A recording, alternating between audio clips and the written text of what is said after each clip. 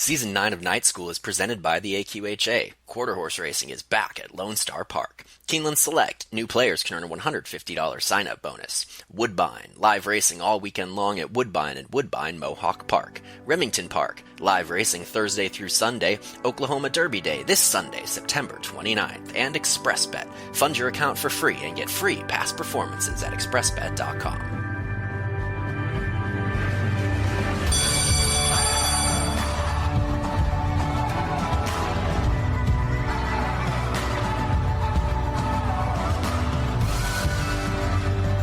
Like people, horses have off days, and by looking at them before they actually get on the racetrack, you get an initial impression of which way they're leaning.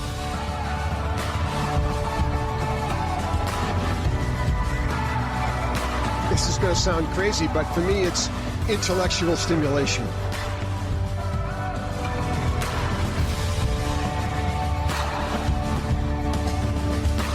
Class is now in session. It's time for Night School. Here are your hosts. Good evening and welcome to Night School, everyone. Jeremy Plonk from Horse Player Now as the National Online Fan Education Program rolls through its 9th season in our 2nd semester. We're talking small meets tonight. Not at the dinner table. We're talking about small meets in terms of racetracks that offer racing that's not at the elite level. This isn't Saratoga and Keeneland and Del Mar. These are some of your nighttime. It used to be called the Leaky Roof Circuit, but now more the Racino Circuit, because a lot of the small-time racing venues were taken over by casino operations in the last 20 years, so you get a lot of infused purse money from the casinos at these racetracks, but the quality of racing doesn't necessarily match up in terms of horse flesh with the big circuits, so how do we bet them as horse players? I bring in Brian W. Spencer as my partner in Night School tonight. Brian, as we talk small meets, it's something near and dear to me. I grew up playing them. I absolutely love them. Yeah, and I've enjoyed them too. I've mostly been kind of an Arlington Fairgrounds guy throughout my career, but being in Louisiana, you kind of get to play around with some of those smaller regional tracks that we see in Texas, other parts of Louisiana that we get some horses down here from. But you get I think a lot of these tracks have been kind of moving in a better direction, let's say. I mean, you did have a West Virginia bred win the Charlestown Classic this year. I mean, that couldn't have happened several years ago. So I think you kind of get the idea that there is some better horse flesh coming out of these places, but by and large, it's a volume game. It's a lot of horses running a lot of times a year, stretched over long meets throughout the calendar year. Yeah, a lot of these smaller racetrack meets or even the circuits that are smaller race pretty much year-round, maybe a tiny break in the absolute heart of winter. But for the most part, you're running longer times during the course of the year, 3, 4, 5 nights a week at a lot of these racetracks. And so that brings smaller field size into play. That's been a reality. It used to be that the nighttime tracks had huge fields, and in some places that's still the case. You'll catch stretches at Remington Park or at Evangeline Downs, for instance, where you get a lot of those large field sizes. That's a bonus when you get a race meet like that. But for the most part, you're getting horses you're very familiar with. They run for extended, 4, 5, 6, 8 months straight against each other. Familiar foes, shorter field sizes. I think it's really a good place for starter handicappers, beginning handicappers, to look at some of these smaller racetracks. There's just fewer variables to handicap. A lot of these tracks don't have turf courses, and if they do, they run very few races on the turf. So you're only looking at mainly main track horses. Not as many distances. You'll see a lot of these tracks. Charlestown, for instance, runs 4.5, 6.5, 7, and a mile and a 16th. All on the main track. There's 4 distances to choose from, period, in the entire racing venue. I think that's good for a starter handicapper to get familiar with playing the races this way. You also have a lot less shippers coming in from other tracks to some of these smaller venues. Again, you get the apples-to-apples comparisons, Brian, and while you may have dominant jockeys and trainers here like you do at other race meets, the horses who are running are very familiar to horse players. It's a matter of figuring out who's in form tonight.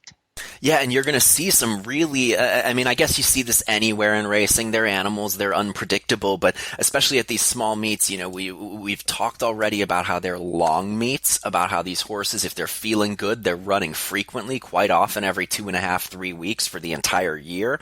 But, they will come in and out of form over the course of the year. When you're running, when Chad Brown is sending out a horse 6 times a year, you're expecting a top effort every time. When, a horse is running 17 times this year at Charlestown, their form will ebb and flow. And the cool thing about, smaller tracks, whatever track it might be, we see this at Remington all the time, is these horses start to face each other multiple times throughout the meet. And that's when you can kind of start to say, okay, I've seen these three horses run against each other 3 races in a row. Now let me look back at the trip note. Now let me look back at these races and kind of dig deeper into how they fit with each other. You get a little bit more of that head-to-head, who beat who, and kind of where do those form cycles go.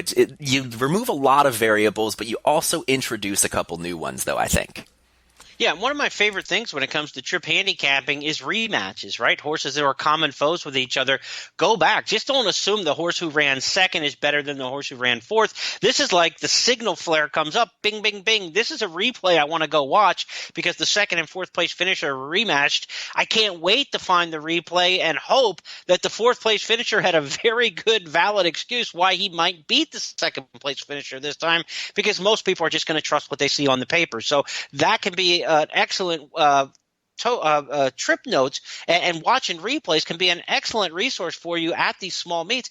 And again, it brings you up to speed with familiarity because, look, we say, you see these same horses run over, but they're nondescript, right? I mean, you don't remember the running style, the form, the trouble that a 5,000 claimer had in a race 5 weeks ago, like you remember what happened when Beholder ran against Songbird. They don't stick in your memory that way. So going back and doing the extra work of watching replays brings it all back to life. Whereas I do believe this, you are playing at small meets against a different type of horse player than you are at the larger meets.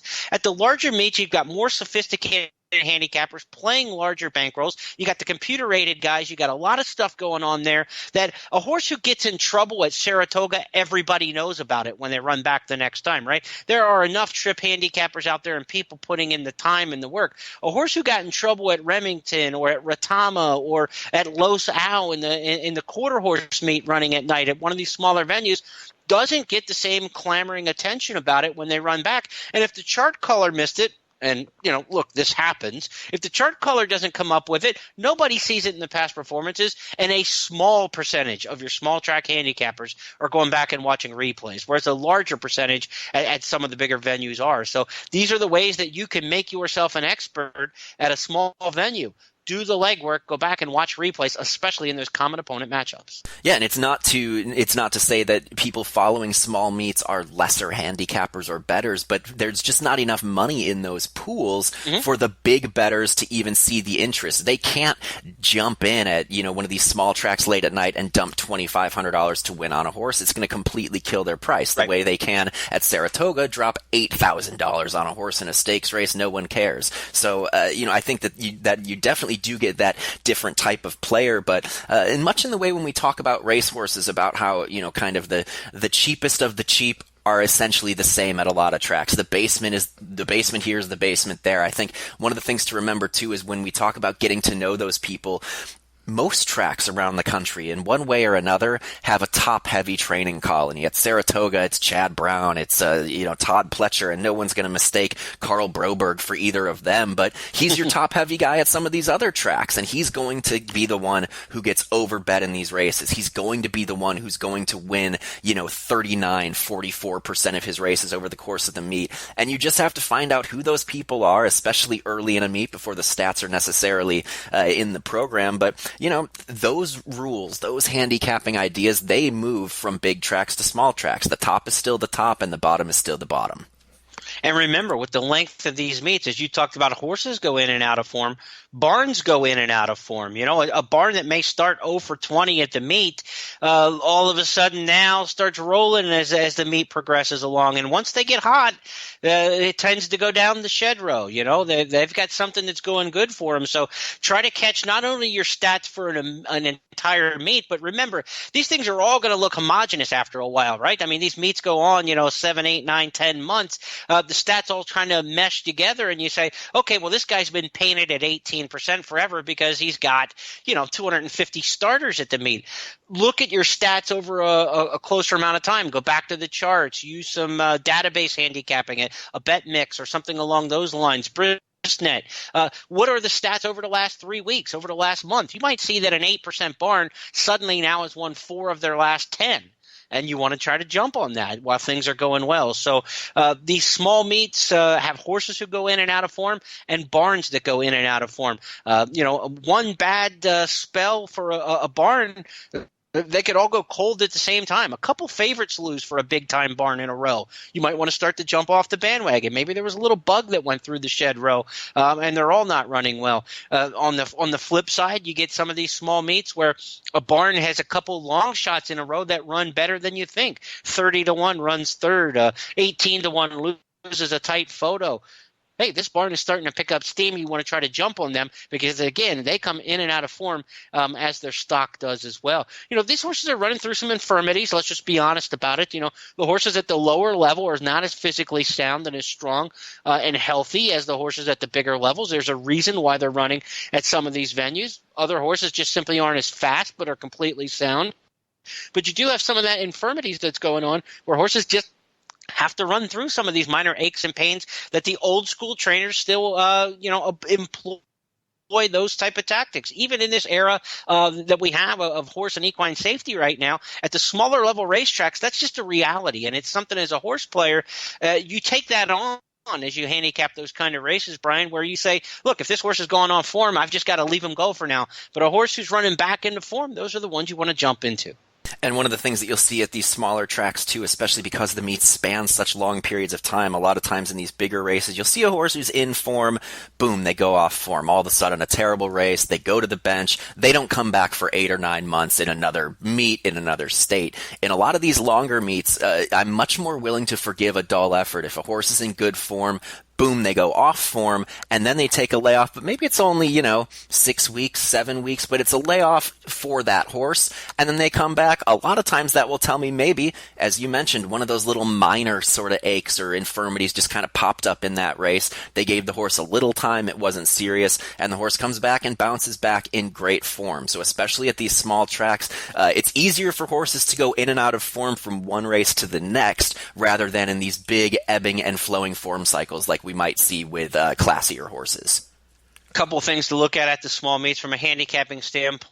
Apprentice jockeys. A lot of times these are the launching pads for stars of tomorrow. These many jockeys coming out of the cradle of riders there in Louisiana at the small racetracks and what we've seen in the Mid-Atlantic and some of the other places. Good apprentice jockeys, when they take hold, are going to get used a lot in these meets. That weight allowance. Again, you talk about some horses where look, they're going in and out of form. There's some older horses. Maybe getting that 5, 7, 10-pound weight break is what they need. These apprentice riders get a chance at a lot of these small meets and are successful, more successful than we see on the big circuit. So keep an eye on apprentice jockeys who start to get hot.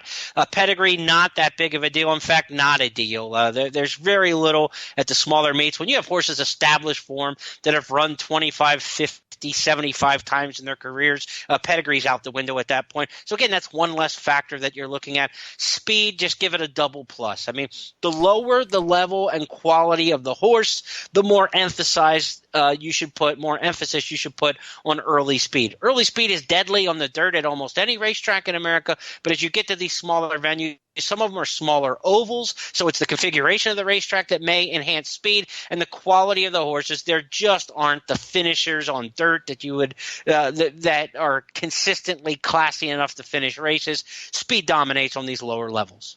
Yeah, especially when we're talking about horses barreling 4.5 furlongs in about 51 and change. There's not a whole lot of room for serious tactics in rating and finishing either.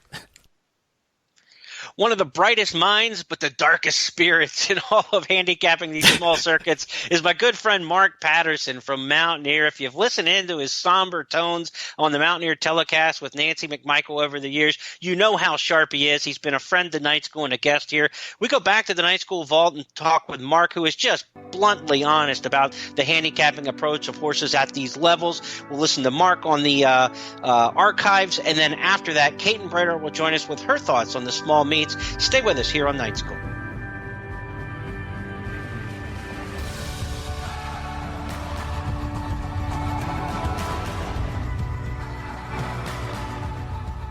Pick, bet, and cheer on live racing from Woodbine and Mohawk Park.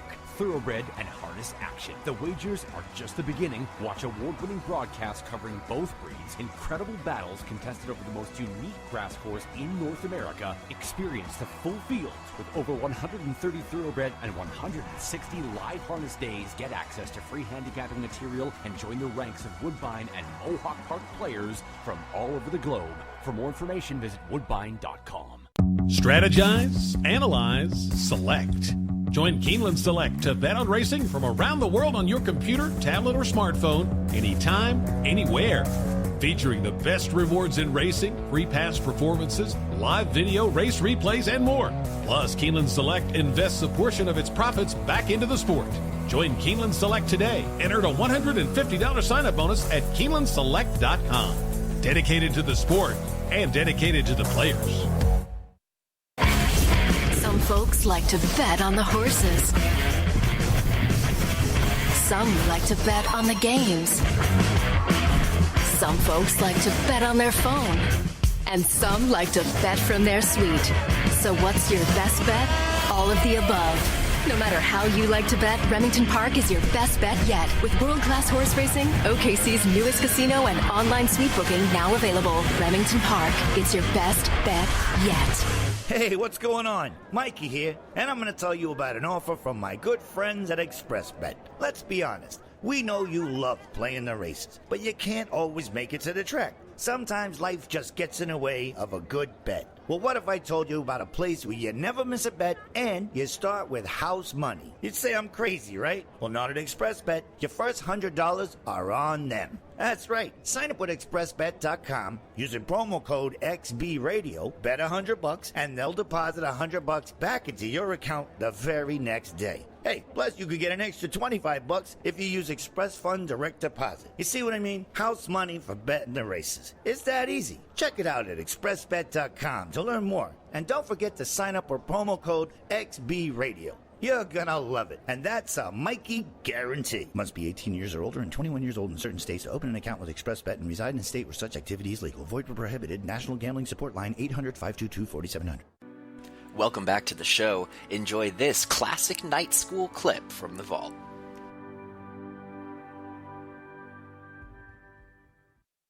Yeah, I think it's important, too, to take your notes, what portion of the track a horse occupies. I think a lot of chart callers are remiss.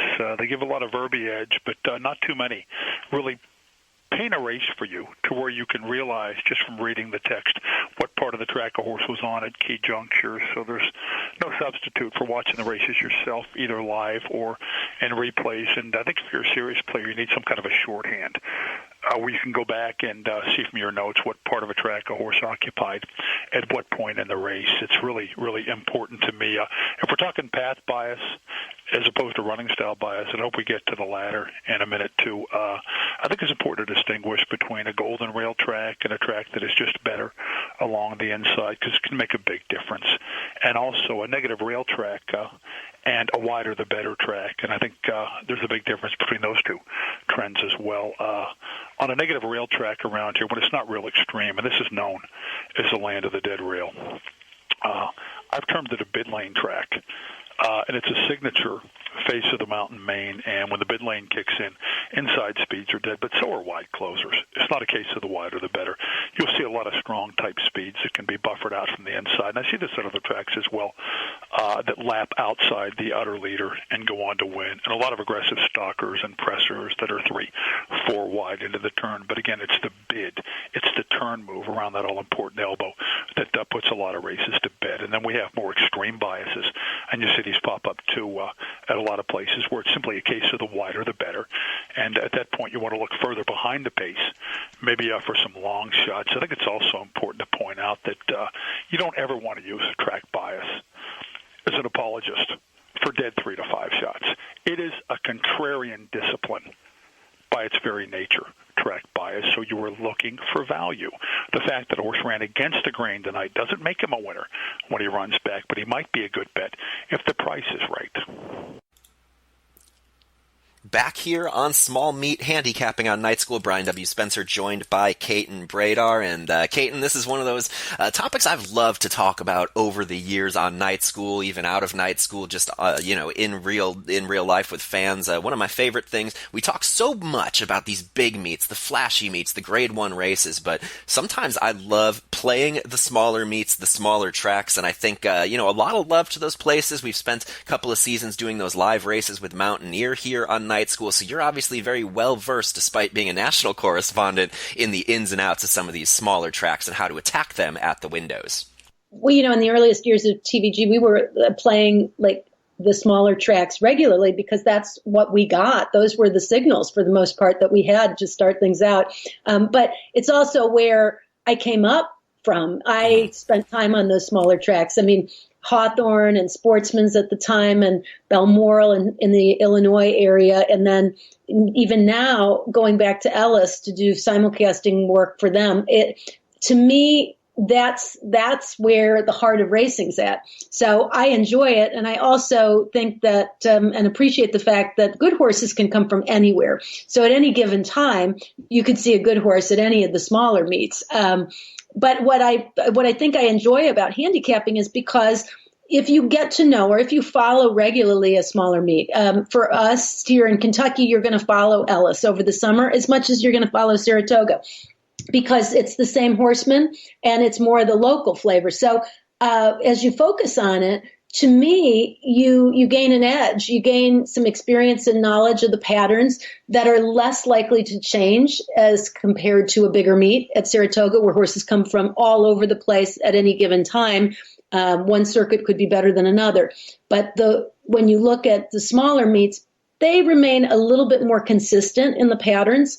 But the best part to me is the fact that if you do study or focus on one particular meet or a few meets, you're going to have an edge because bigger players, for the most part, aren't watching those meets the way you are, and they're not playing them as heavily. So you're not having to compete dollar for dollar with the huge heavy head gamblers, and you're also having an edge if they do compete because you know the circuit better than they do. So to me, this is another one of those rare opportunities where a smaller player at a small track could have an edge over those bigger players that most of the time are focusing on the bigger meets, the bigger name meets. And it's just as fun at the end of the day, cashing a ticket, whether it's at a small track or whether it's at Saratoga. It's the same thrill for sure.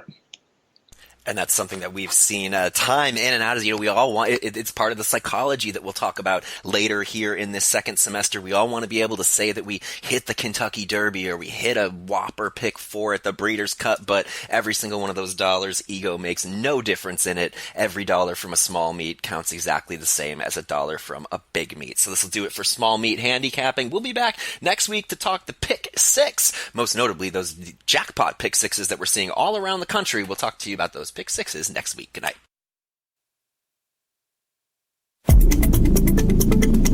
Next on FAQ 60, track bias. Track bias occurs when a portion of the racetrack is more favorable to horses traveling over it than another part of the track. Weather and track maintenance can cause biases, but many times an apparent bias is merely a coincidence of the best horses winning from similar post positions. When identifying a track bias, look at the horse's odds in question. Are favorites or long shots performing well or poorly from the perceived to be biased area? Write down the posts for top finishers in each race and where they raced, as well as their odds. You might uncover a track bias. Track biases in quarter horse racing deal with favorable running lanes rather than a favorable running style in thoroughbred racing, because the short line combatants use the entire width of the track. This FAQ 60 is brought to you by AQHA Racing and Horse Player Now. Enjoyed tonight's episode? Check out hundreds of past archives at horseplayernow.com.